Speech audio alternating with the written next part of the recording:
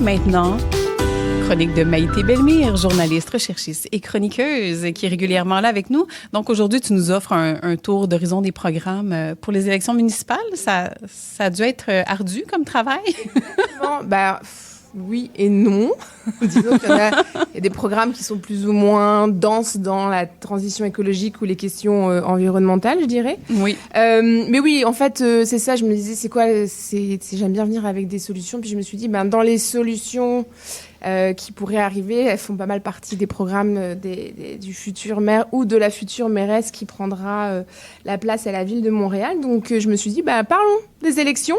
On vous rappelle que les élections sont prévues le 2 novembre, que vous pouvez vérifier si vous êtes inscrit et inscrite sur les listes électorales sur le site élections.montréal.ca, puis vous le voyez tout de suite.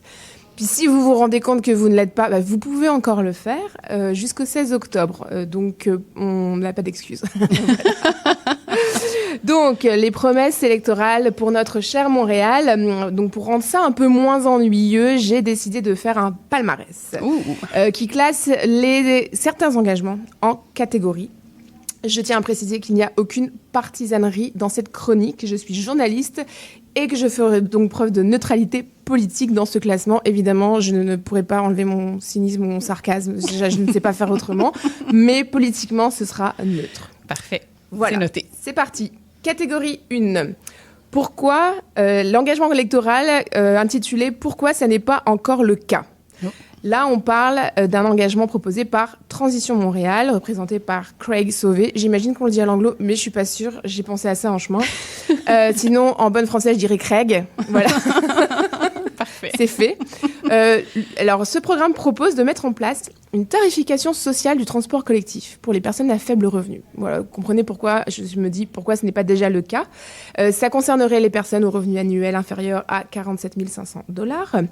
Et ça permettrait une économie mensuelle de 62,75 ça reviendrait à avoir un abonnement mensuel de environ 62 $. L'économie annuelle serait de 500 $ par personne. Puis je trouve que c'est une excellente idée. C'est tellement injuste que les gens à faible revenu aient besoin de débourser plus de 100 $ pour se déplacer. C'est énorme. Il faut aussi noter que l'abonnement mensuel de la STM a augmenté de 8% en 5 ans, que je trouve aussi énorme.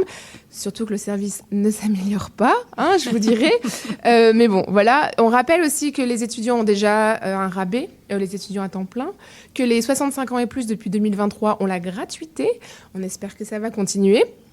J'avais écrit un article d'ailleurs pour 1.5 et puis les chiffres étaient super bons. Ça avait vraiment incité les gens à faciliter les gens à se déplacer d'après les témoignages que j'avais recueillis.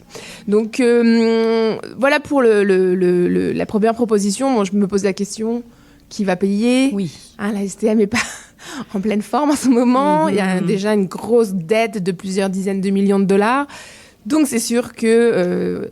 il y a quand même voilà, mais bon, écoute. Ça reste en suspens. Engagement électoral numéro 2 qui s'intitule « Si on y parvient, on pourra être fier ». Alors là, c'est Ensemble Montréal avec Soraya Ferrada Martinez qui souhaite rejoindre l'Alliance des villes carboneutres. Donc le parti est déterminé à atteindre la carboneutralité d'ici 2045.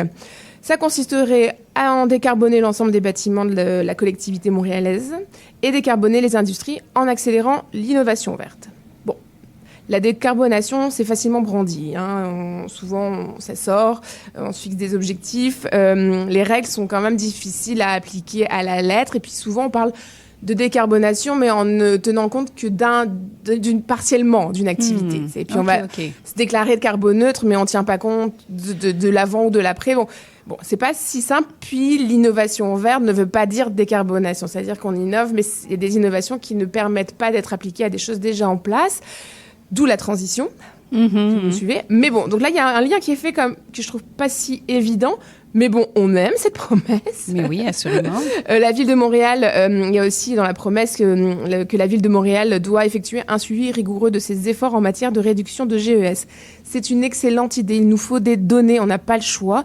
Quelle que soit l'évolution, qu'on progresse ou qu'on régresse, il faut qu'on ait un suivi.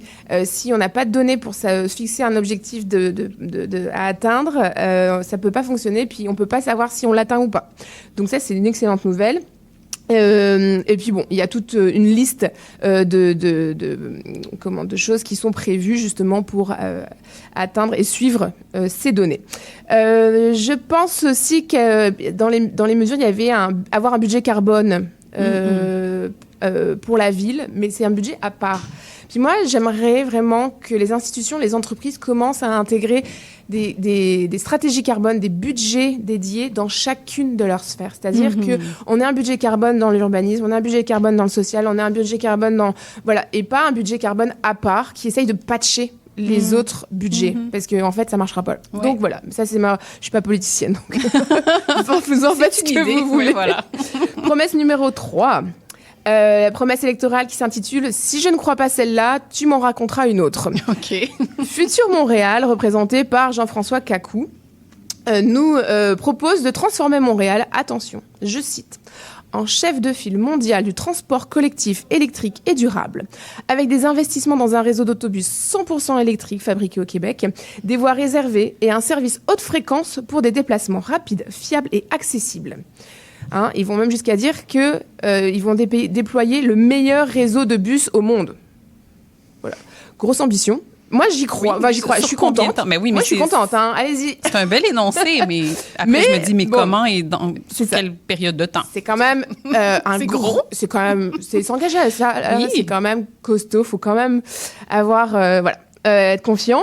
Moi, j'en rêve d'un réseau de transport collectif électrique et durable avec une haute fréquence, des voies réservées.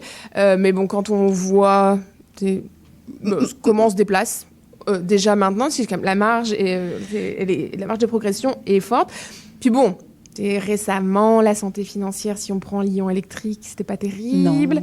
Il y a des petits bus d'école qui ont pris feu. C'est comme bon, on n'est pas encore on n'est pas rendu là. On n'est pas encore le leader mondial, je dirais. Puis tu sais, on est déjà se mettre à un niveau sécure et comment dire financièrement stable, ça serait déjà pas mal. Voilà.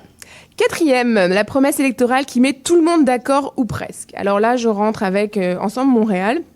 Et vous verrez qu'il y a d'autres quand même propositions qui s'en rapprochent. Ils annoncent plus aucune rue sans arbre à Montréal. Bon, je ne sais pas s'il y a vraiment des rues sans arbre du tout, mais bon, j'ai pas vérifié. Par contre, ils mettent vraiment de l'avant le verdissement, en fait, selon la vulnérabilité de la population. Puis on sait qu'à Montréal, il y a vraiment... je reste à Outremont, donc je suis bien placée pour le savoir. C'est super vert, c'est super riche. Mais c'est sûr qu'il y a beaucoup de quartiers qui sont moins favorisés, qui ont moins de moyens, puis qui sont juste... c'est juste des îlots de chaleur, les quartiers. Donc ça, c'est super bien de croiser, comme tu parlais d'intersectionnalité tantôt, là, de croiser justement ce verdissement avec, en cartographiant les rues aussi par priorité selon les besoins de la population. Parce que bon, c'est sûr que toujours replanter des arbres dans les quartiers les plus jolis déjà, les plus jolis, les plus riches, c'est peut-être plus facile. Et donc ça, c'est quelque chose qui est en commun avec dans la partie verdissement, avec évidemment d'autres parties. Projet Montréal. Projet Montréal aussi propose de casser du béton et planter plus d'arbres. Voilà, on casse le béton, on aime ça. Il propose aussi des milieux naturels protégés aux quatre coins de la ville. Donc ça, j'adore qu'on protège les espaces plutôt que... c'est sûr que planter, c'est une chose, mais protéger l'existant, c'est vraiment... Puis je pense que ça va un peu dans la continuité de ce qui avait été mis en place... Projet Montréal, donc c'est Luc Rabouin, donc la continuité de la politique de Valérie Plante de ces 2 derniers mandats. Il y avait notamment, pour en citer une, un soutien financier qui avait été octroyé pour planter des arbres dans les terrains privés chez les gens et les institutions. Donc voilà, c'est quelques-uns des exemples.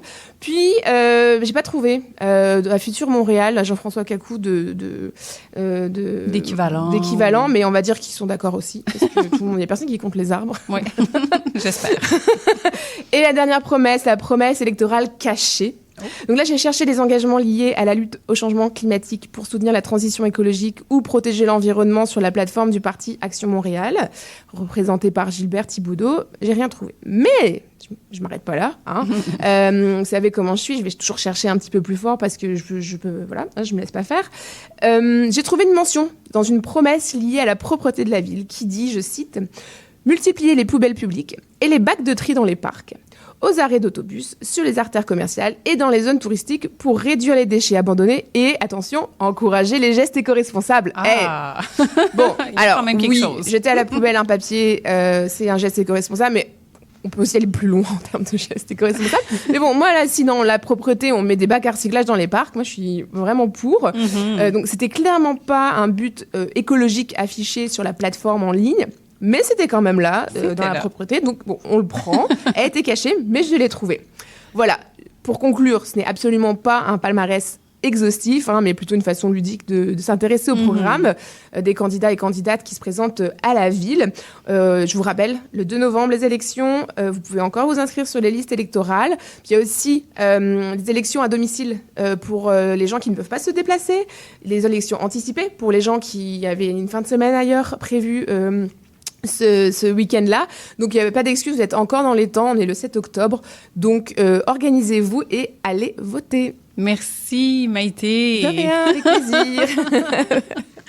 Merci pour cette excellente chronique encore une fois. Passe une excellente journée. Merci. À bientôt.